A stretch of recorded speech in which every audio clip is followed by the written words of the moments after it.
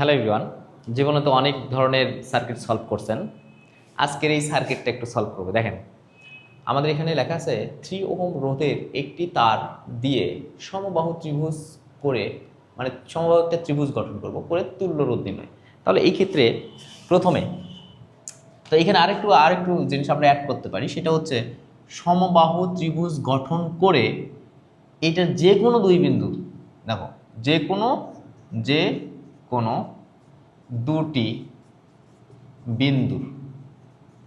কোনো দুটি বিন্দুর মধ্যে তুল্যরোধ। আমি একটু সলভ করলেই বুঝতে পারবেন। তাহলে প্রথম কথা, কত ওহম তার? 3 ওহম রোধের একটা তার। তাহলে একটা তার, এই হচ্ছে একটা তার, এটার ওহম হচ্ছে 3 ওহম। তো এটাকে আমরা 3টা খণ্ডে বিভক্ত করব, কারণ একটা সমবাহু ত্রিভুজ গঠন করতে গেলে অবশ্যই 3টা বাহু লাগবে। তাহলে একটা তারের ওহম কত ওহম রোধ? 3 ওহম। তাহলে 3 ওহম রোধ যেহেতু সমানভাবে আমরা যদি ভাগ করে দিই, তাহলে প্রত্যেকটা অংশের হবে 1 ওহম 1 ওহম 1 ওহম। আমরা ওই তারটাকে 3টা ভাগে ভাগ করলাম, প্রত্যেকটা ভাগের রোধ কিন্তু 1 ওহম করে।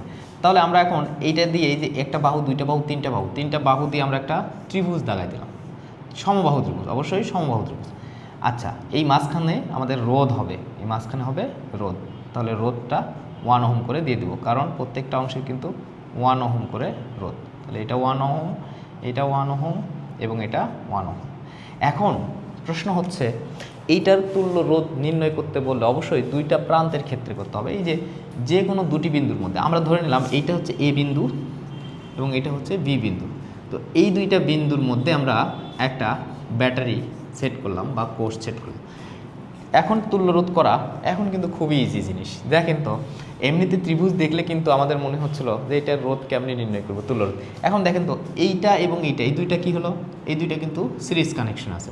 তাহলে এই দুইটা যদি সিরিজ কানেকশন হয়, এই দুইটা মিলে হবে 2। তাহলে এই দুইটা মিলে হবে 2। তাহলে একটা সিরিজ কানেকশনে আমরা 2 দিয়ে দিলাম।